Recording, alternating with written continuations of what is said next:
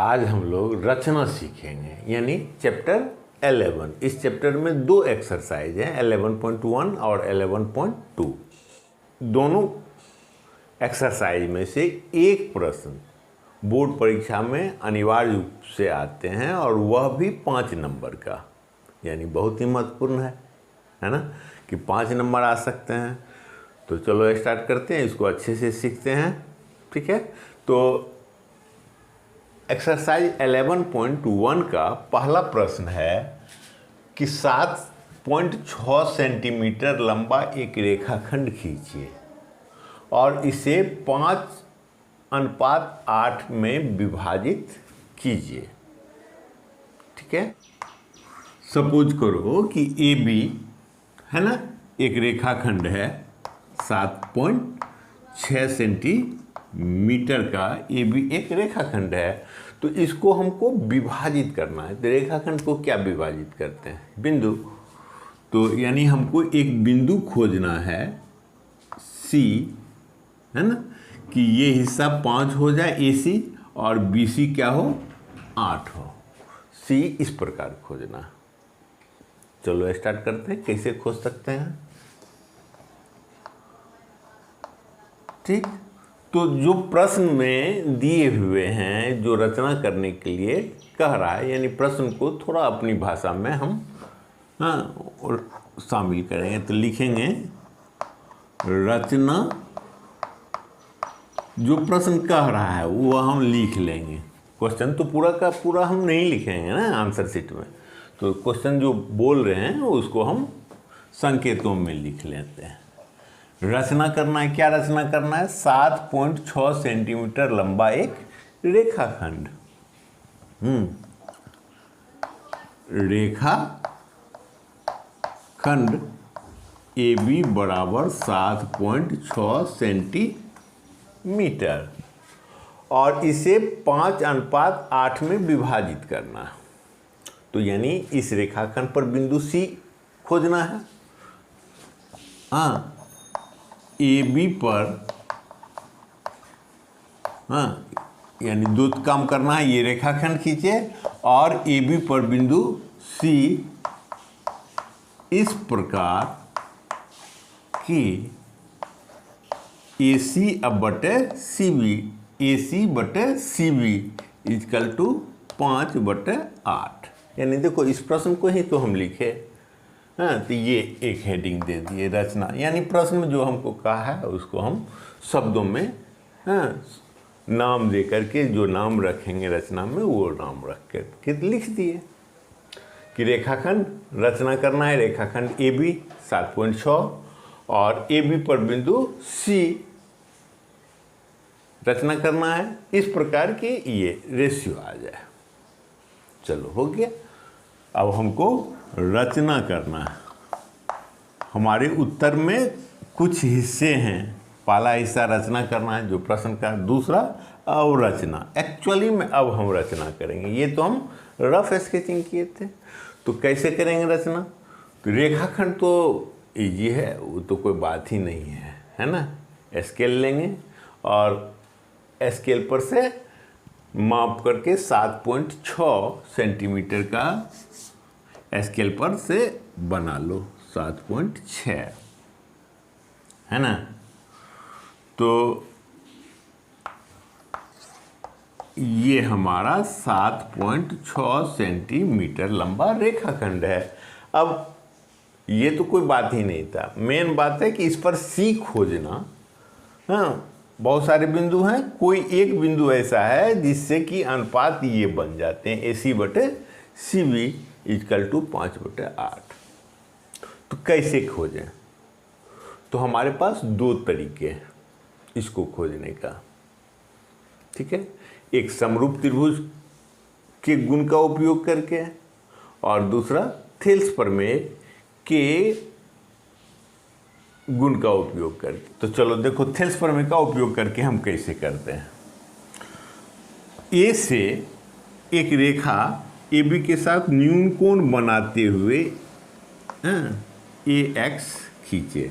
ये रेखा न्यून कोण बनाते हुए, ये कोण न्यून कोण है, यानी 90 डिग्री से छोटा है, रेंडमली बिना माप का अपने से खींच देना है, कोई टेंशन नहीं लेना है यह कितना बड़ा कोण है, कोई मतलब है ही नहीं। ये कोण हम न्यून कोण बनाए, यानी ये रेखा खींच दिए, उसके बाद स्केल बैठा है, तुम ऐसे निकल जाए जैसे, खाली 90 से ऊपर नहीं होना चाहिए, खींच दिए। अब देखो थेल्स का उपयोग कैसे करेंगे कि ये 5, ये त्रिभुज का एक भुजा, दो भुजा इधर खींचेंगे, 3 भुजा, इस भुजा पर हम 5:8 बनाएंगे, यानी टोटल कितना हो जाएंगे 13। तो 13 हिस्से में इसको बांट देंगे। तो कैसे बांट सकते हैं, चाप लेंगे कोई, हाँ, जो चाप लेंगे वो फिक्स कर लेंगे, तुम किसी भी नाप का चाप ले सकते हो अपनी सुविधा के अनुसार, कि इसको हम 13 बार उसको काटेंगे उस चाप से। नोक यहाँ पर रखे, पेंसिल से ऐसे काट दिए, फिर उठाए, नोक यहाँ रखे, फिर पेंसिल से काट दिए। बदलना नहीं है, चाप एक बार जो फिक्स कर लेंगे वही करेंगे, ठीक है। 2, 3, 4, 5, 6, 7, 8, 9, 10, 11 है ना, थोड़ा छोटा हो गया, ये बड़ा कर लेते हैं, 12, 13। तो हमारा ये AX पर हमने 13 गो काट लिया। इसका नंबरिंग हो गया A1, हाँ, A2 लिखेंगे, A3 लिखेंगे, A4 लिखेंगे, हमको A5 का ज़रूरत पड़ेगा। A5, 6, A7, A8, A9, A10, 11, 12, 13, ये A13, ठीक है। तो टोटल 8, 5, 13, 13 वाले को, ये 13 को हम B से मिला देंगे, B से मिला दिए। तो अब देखो कि ये त्रिभुज बन गया ना, त्रिभुज बन गया, जिसके भुजाओं में ये बिंदु A5 जो है, ये बिंदु इसको 5:8 में हम तो बनाए हैं, इस पर लंबाई इसका कुछ भी हो सकता है, उससे कोई मतलब नहीं है। तो ये तो 5 यूनिट है और इधर 8 यूनिट है। तो थेल्स प्रमेय कहता है कि किसी भुजा के समांतर खींची गई, त्रिभुज में किसी भुजा के समांतर खींची गई रेखा अन्य दो भुजाओं को एक ही अनुपात में विभाजित करती है। तो अगर हम इससे इसके समांतर हम रेखा खींच दें, तो यह अगर 5:8 में है, तो यह भी तो 5:8 में बदल जाएंगे, यानी हमारा काम हो गया। तो इसके समांतर, यानी A5 से इसके समांतर हम कैसे खींच सकते हैं? तो ये जो रेखा खींचेंगे तो ये समांतर होंगे, तो ये कोण और ये कोण क्या होंगे, बराबर संगत कोण, है ना। यानी यहाँ पर जितना कोण है वही कोण यहाँ पर हम खींच लें तो दोनों रेखा समांतर हो जाएगी। तो फिर ये 5:8 में, ये 5:8 में यह बदल रहे हैं, तो यह भी 5:8 में बढ़ जाएंगे। यानी इसके बराबर माप का यहाँ पर बनाना।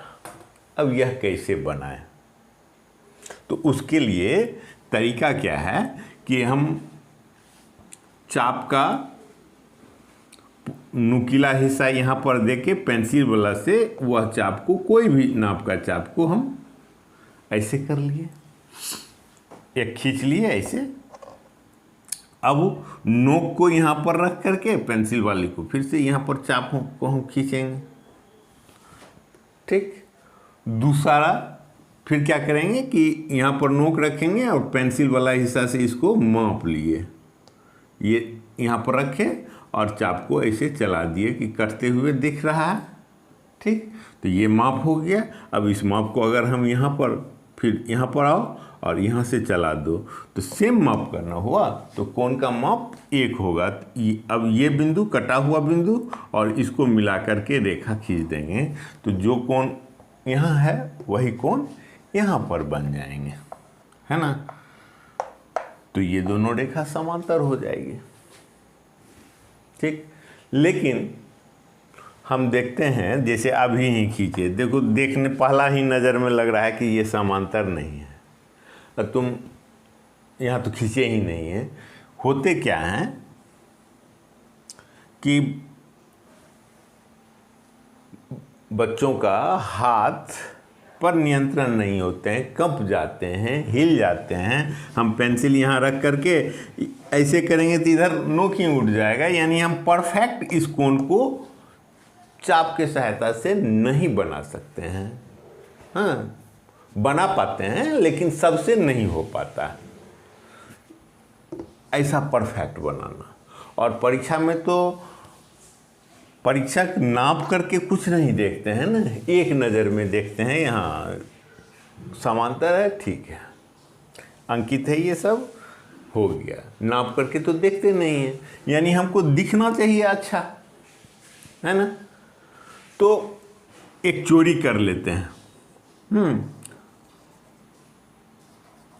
ताकि ज़्यादा आसानी से हो। तो ये काम हम नहीं करेंगे।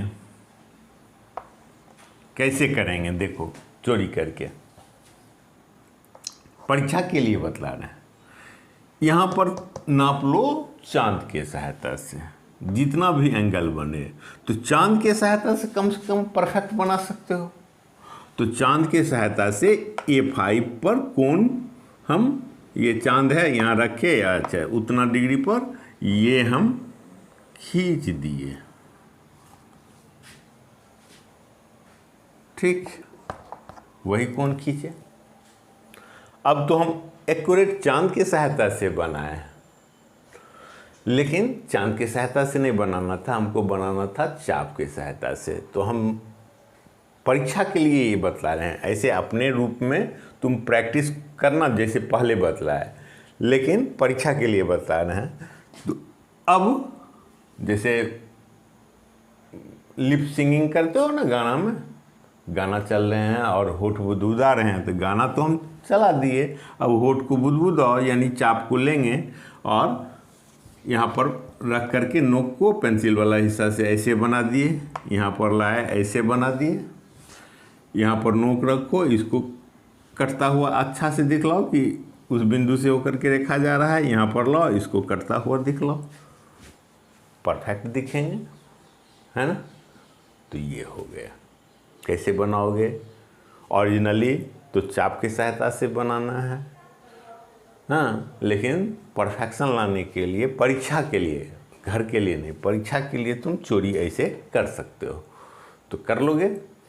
तो रचना हो गया। तीसरा स्टेप होता है रचना के चरण। रचना के चरण, ये जो कटा यही बिंदु C है, यही अभिष्ट बिंदु है, तो हम C को पा लिए, ये हो गया। अब तुमको रचना के चरण लिखना है, ठीक। तो जो जो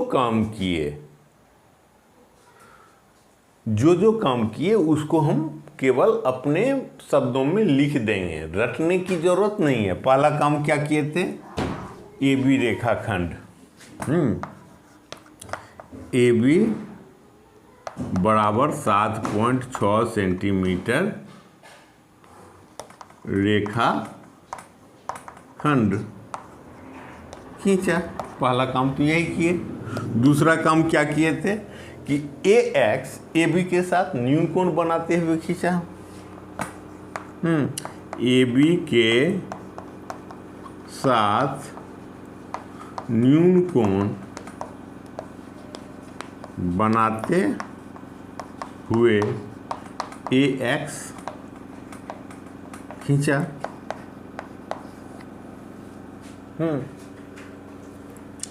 तीसरा काम किए कि चाप के सहायता से AX पर बराबर दूरी पर बिंदु A1, A2, A3 A4 A13 अंकित किया। ये बिंदु को अंकित किए हैं। ठीक, चौथा काम क्या किए? चौथा के बाद BA3 को मिलाया, तो BA3 ने 13 A13 को मिलाया, है ना। कुछ भी देखो कठिन है, तुम अपनी भाषा में लिख रहे हो। BA3 को मिलाया, उसके बाद A5 पर हाँ बिंदु A5 से BA3 BA13 के समांतर एक रेखा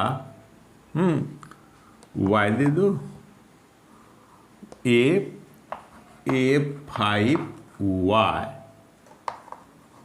खींचा, समांतर इसके खींचे,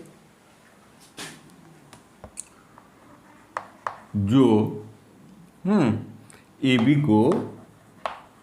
को बिंदु C पर काटती है। ठीक है, यही छठा लिख दो, यही बिंदु C अभिष्ट बिंदु है, जो AB को 5:8 में विभाजित करती है। तो रचना के चरण जो जो काम किए वह लिख दिए। ठीक है, ये तीन तुम्हारे उत्तर का 3 हिस्सा है। जो प्रश्न कहा, रचना जो करना है उसको हम पहले शब्दों में लिख लिए, फिर रचना एक्चुअल में बनाए, और रचना के चरण यानी हम कैसे बनाए ये रचना वह लिख दिए। ये 3 चीज बिल्कुल ही अनिवार्य है।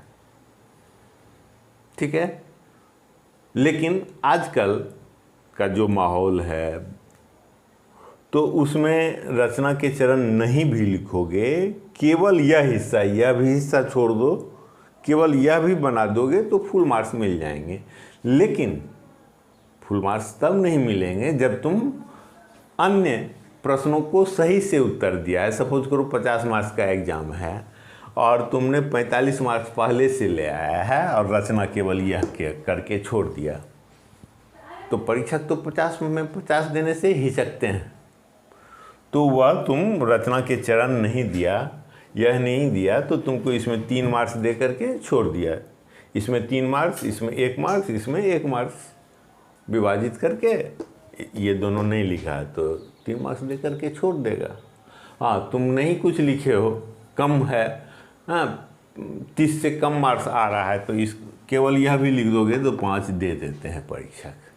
तो यह लिखना तो कोई बड़ी बात नहीं है, रटने की कोई ज़रूरत नहीं। जो जो काम किया उसको हम पॉइंट वाइज लिख देंगे। ठीक, इसके बाद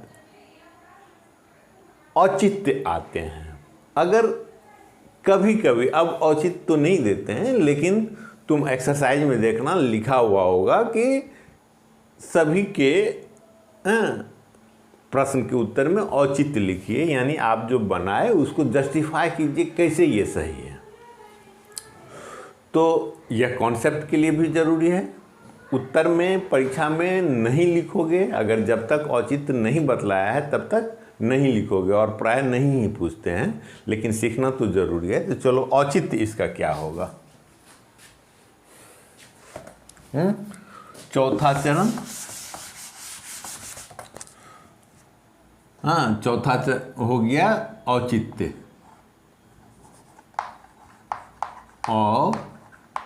औचित्य, अब औचित्य देंगे तो हम तो औचित्य को पहले ही समझ चुके हैं कि इसमें किसका यूज किए, थेल्स प्रमेय का ना। तो बस वही तो लिखना है कि जिस थ्योरी के आधार पर तुम बनाए हो उसको केवल लिख देना है। तो थेल्स प्रमेय का यूज किए थे, तो इसमें देखो औचित्य में क्या लिखेंगे। ABA3 त्रिभुज है, त्रिभुज ABA3 3 कहते हैं 13, AB-A13 में इसमें हम क्या किए हैं कि A5C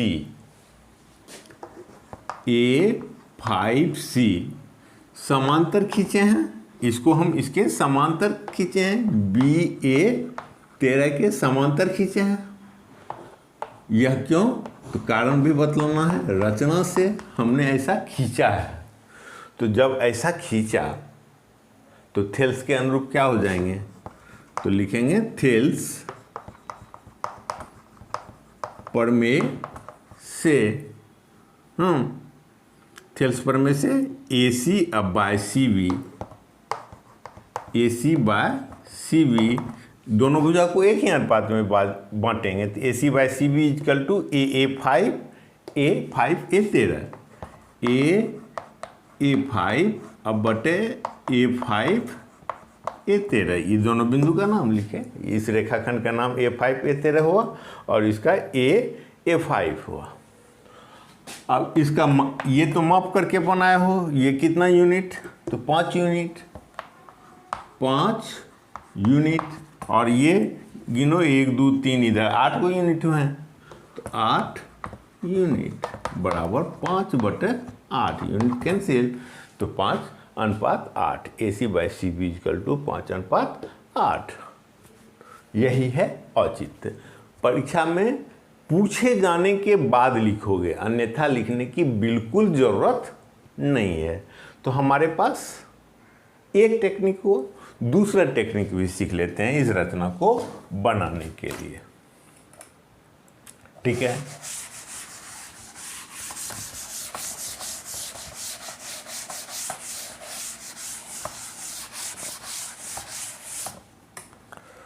देखो दूसरा तरीका क्या होगा। इस बार हम समरूप त्रिभुज का यूज करेंगे।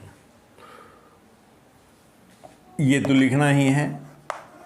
अब एक्चुअल में रचना कर है तो स्केल लो और 5 सेंटीमीटर का 7.6 सेंटीमीटर का रेखाखंड खींचो और नाम रख दो AB। हो गया। अब नीचे में रेंडमली हमको फिर खींचना है, जैसे उसमें खींचे थे वैसा ही खींचना है।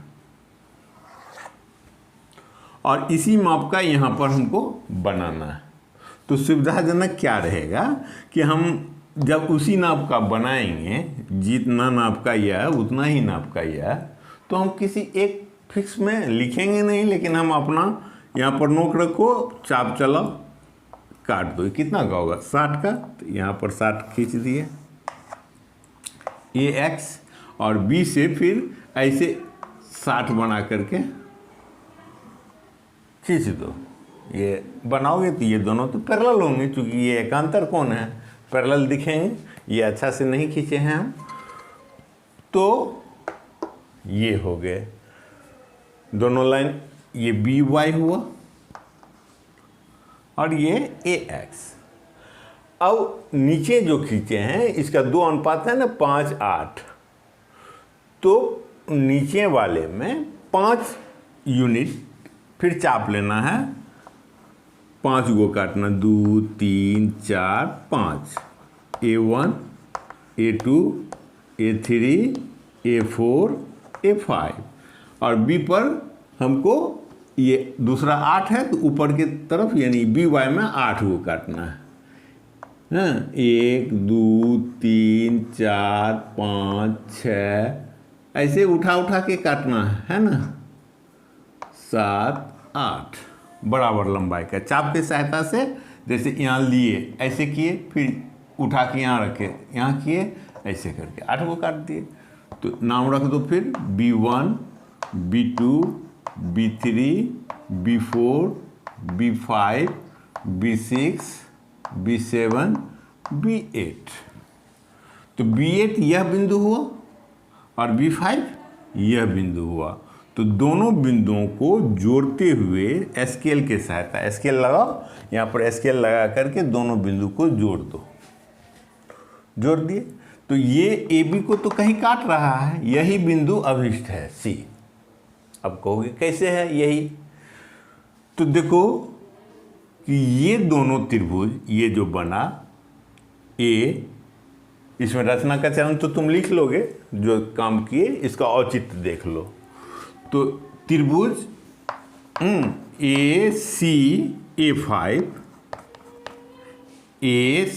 A5 है ना, और इस त्रिभुज का नाम दो BCY, BCB8 में ये त्रिभुज BCB8 और AC-A5 में यह कोण और यह कोण A बराबर कोण B, क्यों ऐसा हमने बनाया, ये तो बनाए थे कंस्ट्रक्शन, सेम नाप का बनाया है। और ये कोण और ये कोण यानी कोण C, इसका भी कोण C क्या है, शीर्षा भिमुख कोण। ए समरूपता से दोनों त्रिभुज क्या हो जाएंगे, ए समरूपता से, हाँ, ये त्रिभुज AC-A5 समरूप त्रिभुज BCB8, ये दोनों त्रिभुज तो समरूप हो गए। और जब समरूप हो गए तो समरूप त्रिभुज के क्या गुण होते हैं कि भुजाओं के अनुपात समानुपाती होते हैं, ठीक है। तो AC, इस त्रिभुज का AC, हाँ, तो इस त्रिभुज का क्या लेंगे हम, BC, हाँ, बराबर AC बटे BC इजकल टू AA5, इस त्रिभुज का हम यह ले लेते हैं AA5। तो इस त्रिभुज में हमको क्या लेना होगा, देखो AA5, तो यहाँ पर BB8, इसका समरूप यह है, तो BB8 ऐसा लिख सकते हैं। भुजा के अनुपात तो सेम होंगे, तो यही अनुपात हमको जानना था। तो ये तो हम माप करके बनाए हैं। AA5 कितना है, 5 यूनिट, और यह कितना है BB8, 8 यूनिट, तो कितना हो गया 5/8। तो इसमें हम समरूप त्रिभुज की अवधारणा का यूज किए और एक्थेस प्रमेय का अवधारणा का यूज करके हमने रचना किया। तो उम्मीद है दोनों सीख गए होंगे। फिर अगले वीडियो